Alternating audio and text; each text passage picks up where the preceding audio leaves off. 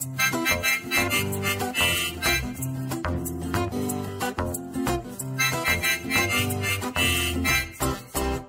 nice to have you again on this exciting episode of the Backstage Story Show on BackstageStory.tv. I am your regular host and producer, Demola Sonyaolu, and we bring you this exclusive podcast. It's an interactive session with a presidential aspirant of one of the political parties in Nigeria. The aspirant is seeking to contest under the platform of KOWA party. He is no other person than Sina Fagbenro Byron, also called Sina Fagbenro Byron. Is also popularly called SFB. Enjoy this episode, courtesy Duke Summit, as administered by Joseph Edgar. Joseph Edgar is an investment banker, and he has created a forum on WhatsApp that has very notable figures. Don't go anywhere, I'll be right back. My name is Sina Fagbenro Byron, and I'm running for president on the KOWA party. Well, thank you very much for having me on this program. Very happy to be here. The first question is, how would you handle the Senate, considering they have to assent to your actions and they are probably not like mine? Well, absolutely. I think the primary responsibility or the primary strategy to deal with another arm of government, particularly one of the arms of government that feels that or supposedly takes itself as almost a rival of government, is diplomacy. There's no one that gets into politics that does not have something that they're after, particularly in terms of constituency. I don't mean in terms of the individual. So it'll be good to have an assessment of the different members of the legislature, to know what their priorities are, to know what the priorities of their constituents are, and to use that as negotiating leverage, particularly when you deal with them.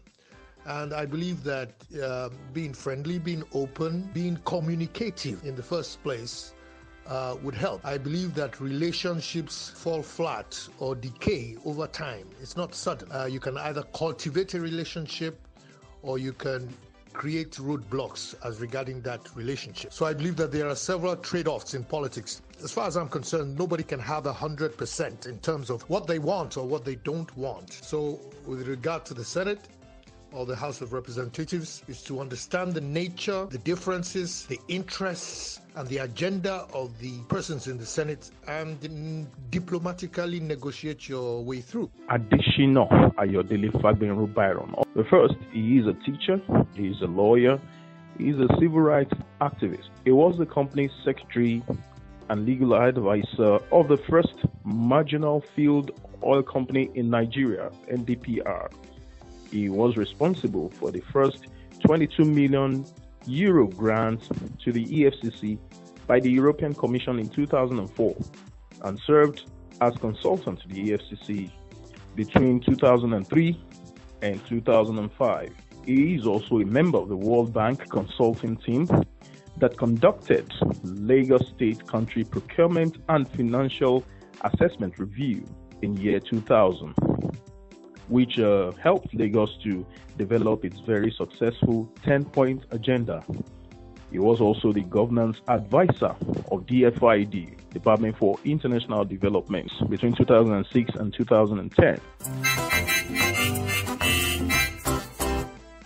This edition or this episode of the Backstage Story Show is brought to you courtesy Duke Summit. The second question is, how do we, in short term, shore up GDP looking away from oil? Well, there's a lot to be said about what is being wasted, apart from, whatever we're getting from from exports. But, in the first place, I think, a more frugal utilization of the funds we have will ensure that other funds, you have enough funds to go around for necessary budgetary allocations. It'll be necessary to take a deeper look at agriculture and solid minerals. Having said that, people are only more productive if they have a bit more control over their factors of production, the usual basic economic factors, land, labor, and capital.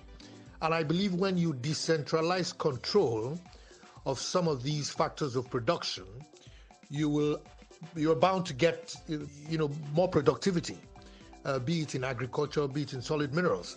There are so many things that cannot be gainfully exploited in the regions, in the states, in our communities, simply because the regulations do not allow. When you decentralize governance, when you decentralize the process, there's chances are that people can now get into mines, get into mining, getting to you diversify the economy, and you ginger and enable local people to get more productive. So for me, primary reason why our productivity is constrained is because the process that enables people to engage with production is stifled and over-centralized. And we need, of course, to diversify beyond simply oil and gas.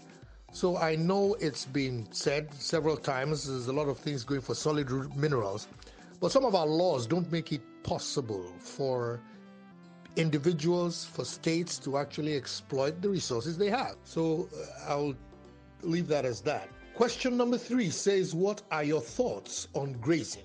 How do you intend to curb the Fulani herdsmen issue?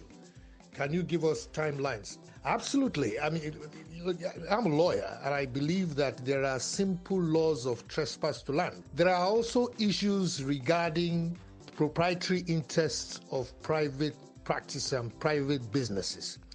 I believe that the first thing to do is to ensure that the so-called herdsmen and farmers clashes, because although I have reservations with calling that, but I believe that the primary thing that should be stopped is the security issue. And I believe that a bit more security in terms of security powers to the states. I am a supporter of state police. I am a supporter of states having an element of not an element of control, significant control over their lands, over their livelihoods. And I believe that cattle herding is a private business. Whatever is necessary to incentivize any business without necessarily giving one business an advantage over another will be done. And I think that dialogue is it. I believe that it's a question of the first 100 days, one needs to call certain people to the dialogue, certain people to the table. Nigerian laws are Nigerian laws, and they should be obeyed, whether they are laws of trespass, laws of private ownership, company laws. And I think we should be able to separate the owners of cattle from the herders of cattle. And I believe that this is where some of us miss it. Now, both cattle rearing and farming are under the Ministry of Agric. And one of the issues we sort of complain about is that within the ministry, you don't have a harmonized policy. The fact that both of them are under the same ministry and both are in conflict with each other speaks to the kind or the manner in which we are running the Ministry of Agric. So I believe, number one, the caliber of people, in the first place, I think you should have a decentralized ministry, people dealing with livestock, separate. Question number 4, how do we integrate the nation, considering the ethnic and religious divides? I believe that justice is the principal tool to integrate people. When people see that justice is done, they tend less to consider their interests. If you go into my website, you will see one thing I intend to promote, and which is to promote a defined national interest. That is the protection and preservation of Nigerian lands, Nigerian lives, and Nigerian livelihoods, and to protect Nigerian interests wherever they may be. This doesn't know tribe, it doesn't know religion. I believe that if you are fair to Nigerians, you are open, you are transparent, you treat people with justice, you are inclusive, then you tend to, once you're inclusive, people tend to be more understanding. You bridge the fault lines between ethnic groups and religions. As for me, I say that while blood is thicker than water, when you are thirsty, you look for water and not blood. So it's the principle and the manner of governance that will deal with question number 4. This edition or this episode of the Backstage Story Show is brought to you courtesy Duke Summit. Number 5 says, how do you make the Igbos feel like a part of Nigeria and heal the wounds of Biafra? That is a very sensitive one. It's a very tricky one. Some may claim that,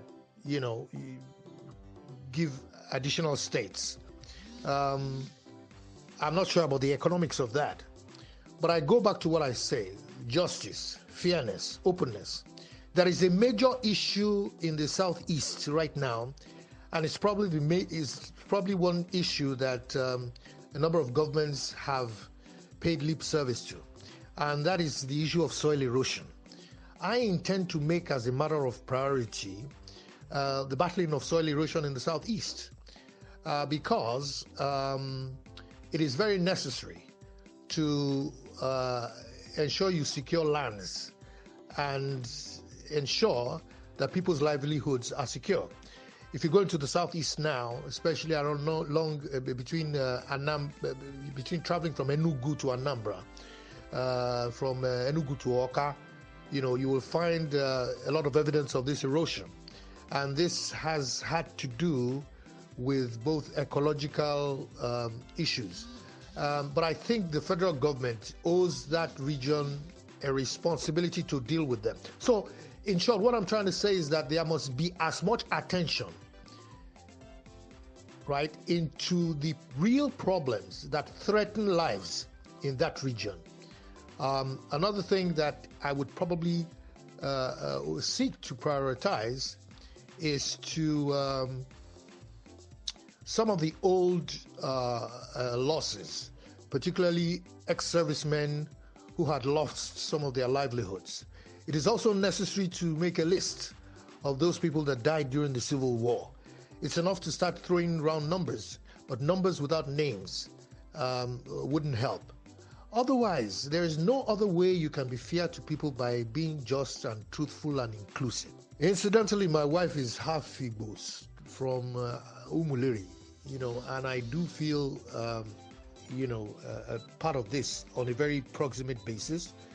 I also used to be head of DFID in the Southeast, based in Enugu.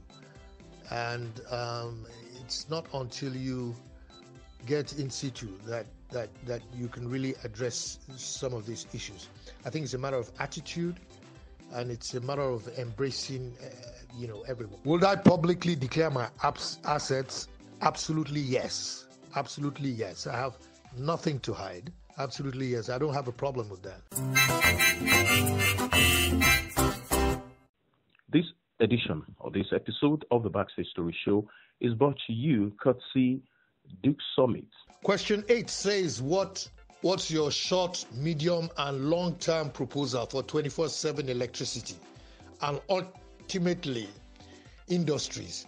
Well, I think the short-term, medium-term, and long-term, they dovetail into each other. Primarily, I think distribution companies should be PLCs and not privately limited liability companies. In order to be able to, most of them are suffering from funding right now, and they are putting most of the pressure on the public without actually providing those services. Generation is a major issue, and I think we need to diversify the sources of generation. And diversifying the sources of generation would also include devolving the ability of power generation beyond just the federal government. I know there are some rules and there has been some flexibility in terms of who can generate and what you can generate. And I think that has a lot to do with ensuring that there is coherence between how we generate power, our environmental issues. There are a vast and a wide range of possibilities in generating power. I think we have not paid attention to solar. I think the northeast and the northwestern parts of this country can, do better in providing solar energy. I think that the kind of examples we learned from Lagos's independent power production efforts could really be replicated in some other states. I also believe that, if states can, for example, you can have an association of states that can jointly produce power, at a level that is probably much higher than each or one state can produce. And in the long term, I think that we haven't paid much attention to research, energy research, particularly in our own local universities. I think that there is a bit of work going on in some of the universities having to do with supply of energy. And I think that we'll have to just pull these resources together, pull this information together, and activate what is happening all over the place. I think that it is necessary to not be constricted to gas alone. I think that while gas is a fantastic, it's a major source for power, I think Nigeria failed in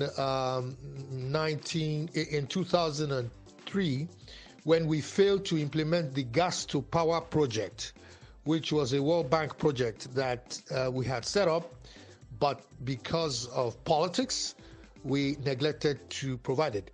Now, what the gas to power project does is that you create a network of gas pipelines with associated industries, most of them terminating in power production centers. The framework of that project still resides in the World Bank. I happen to have been a consultant on that project, but I knew it was moribund, partly because of politics in terms of who takes credit for what, and the usual kind of Nigerian things, who gets what contracts. But I think things like that can be resuscitated. But I don't want to say that I have all the ideas. I think one of the best ways we can solve our problems in Nigeria is by mobilizing the people who know. So I believe that I do have the capacity to draw in the best of talents and the best of brains and work with them, give them the necessary latitude to work, and create the kind of competitive environment that will trigger growth and will trigger development in the energy sector. Somebody asks that, what is your slogan? Well, what a slogan does is that it's a call to action, it's a call to revival. And in terms of a slogan, I'll say there are three things that I intend to push as messages that could probably drive people forward. The first is making a Nigeria that works for all. That in itself is just a mantra, but in terms of the how, there lies another slogan or another call to action, and that is zero tolerance to illiteracy, zero tolerance to hunger. I believe that from those two, you can see that there is some integration. You don't tolerate illiteracy means children are in school, people are knowledgeable, skills are developed. You don't tolerate hunger too simply means that you focus on agriculture, you ensure that people are not dirt poor to the point of sacrificing or mortgaging their rights and their future.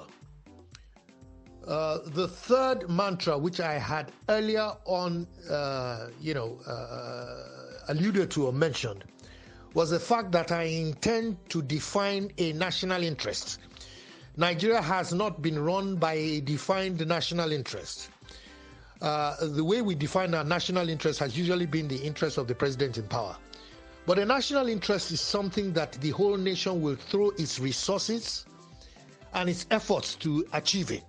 And it must be defined in such a way that is neutral of ethnicity, neutral of tribe, neutral of gender, something that is akin to the to the fundamental human rights of everyone.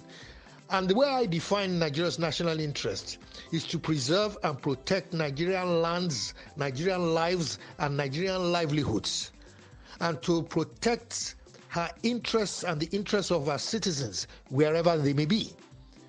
So I believe that, designing our actions, our, efforts, our orientation, the reorientation of people around these would get us somewhere. But it will be a continuous dialogue with the people, continuous dialogue. I believe in continually engaging with the Nigerian people. This edition or this episode of the Backstage Story Show is brought to you courtesy Duke Summit. Someone is asking, if you tell us the right thing to do and have the right things in place, you go hard, please, what are those things that you will do that will fizzle out all the problems? Sir, there is nothing that you can do that will suddenly fizzle out all the problems. If I tell you that there is, it's a lie. But we will start a process and we will work very fast and very quickly. The first place, I have 5 priorities. Safety and security, 1. And there are things that I intend to do deliberately. They are targets. The second thing I intend to do is to focus on health and education. And it is integrated with other things, including the third thing, which is working on the environment.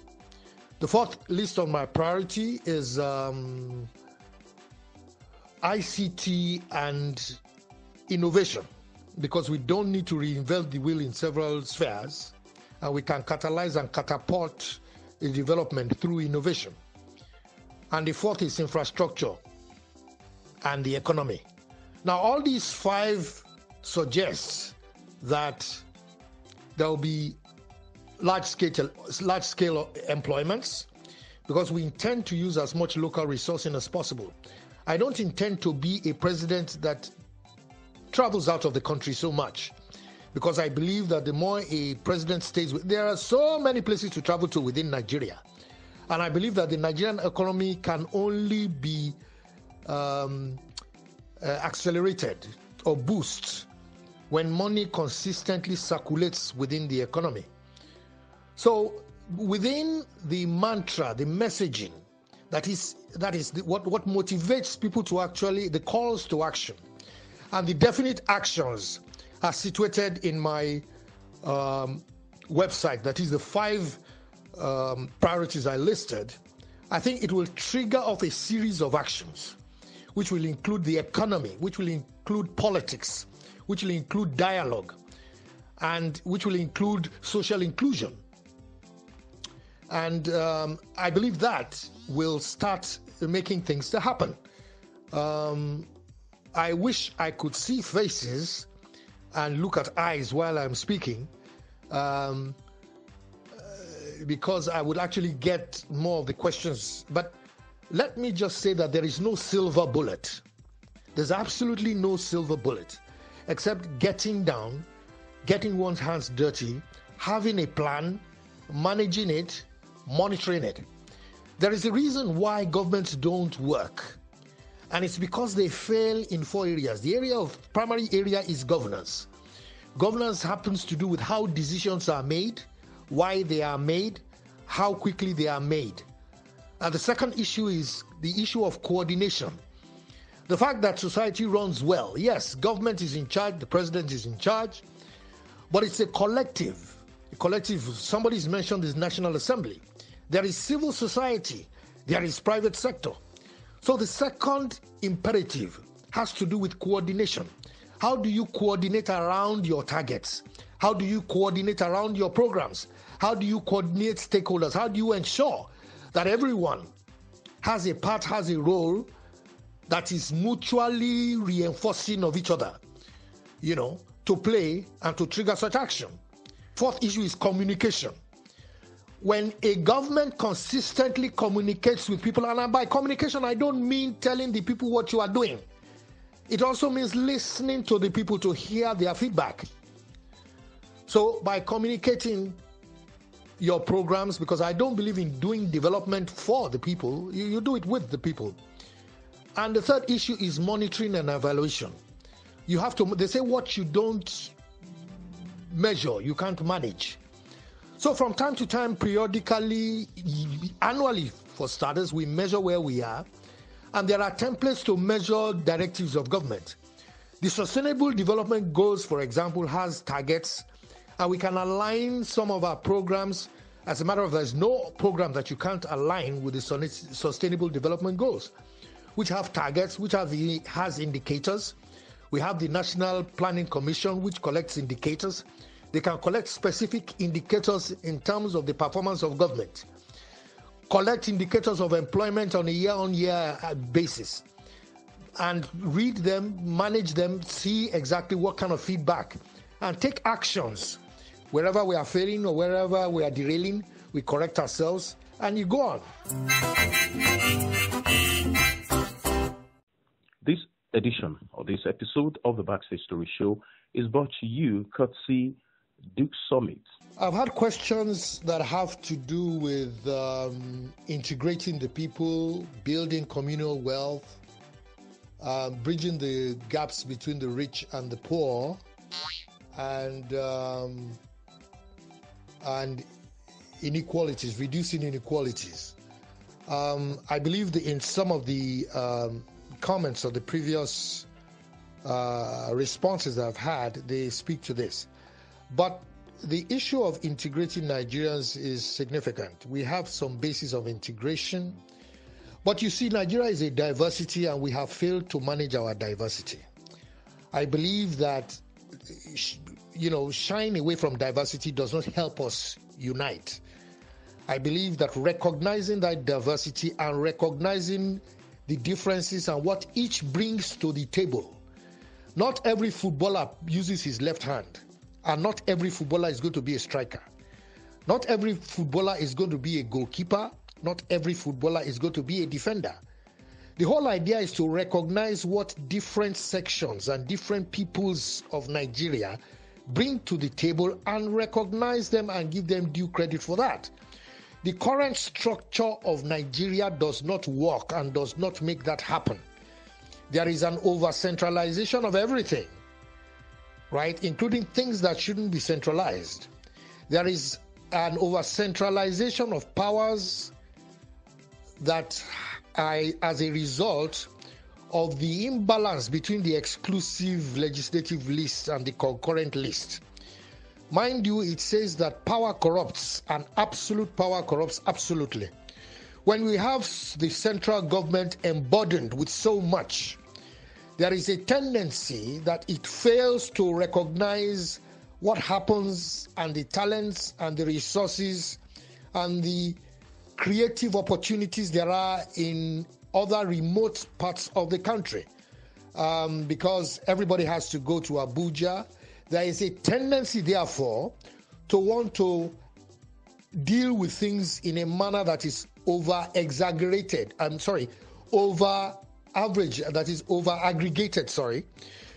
Take, for example, if you want to deal with, we have a global development template called the SDGs. Before it was the MDGs.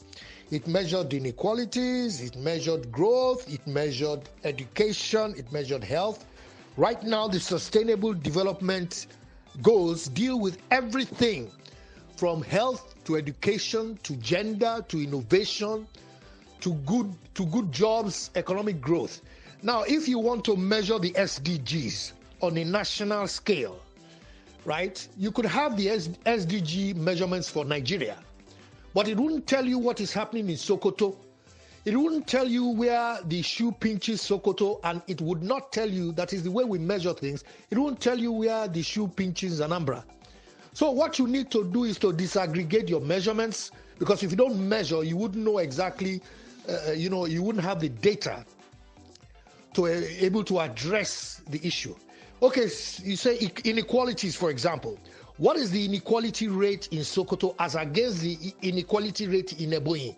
And do you feel that the same dose or the same medicine that you will use to fight inequality in Sokoto is the same you will fight inequality in Plateau State? You see, so I believe that we have a handicap, and we stand from a very wrong basis initially by not collecting sufficient data that is aggregated on a state-by-state basis. And this is one of the reasons and justifications why we need to restructure Nigeria. For example, the power to conduct and hold statistics, to get figures, must be devolved. It must be devolved to the states. Because how do you know what you're dealing with? No one can tell me from Abuja what is happening in Akwa Ibom. You can't tell me what is the gender inequality in Akwa Ibom. Neither can you tell me what are the climatic priorities of Anambra State from Abuja. So I think that has a lot to do with this. You cannot bridge the gaps of inequality or bring people together if you don't even recognize who they are, what they are, and why they are different. So the primary responsibility of a president is to be able to manage diversity. And you cannot manage by diversity by denying it. This edition or this episode of the Backstage Story Show is brought to you courtesy Duke Summit. I just want to say thank you for giving me the opportunity to have this chat. I believe we've been at it for about an hour.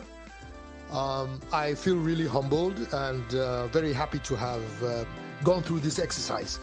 It was grueling, it was challenging, and well, I hope I was able to respond. I believe that when we see face to face, we'll have more to discuss. Thank you very much. Thank you so much for staying tuned, and we sincerely hope that you enjoyed this episode of the Backstage Story Show on backstagestory.tv.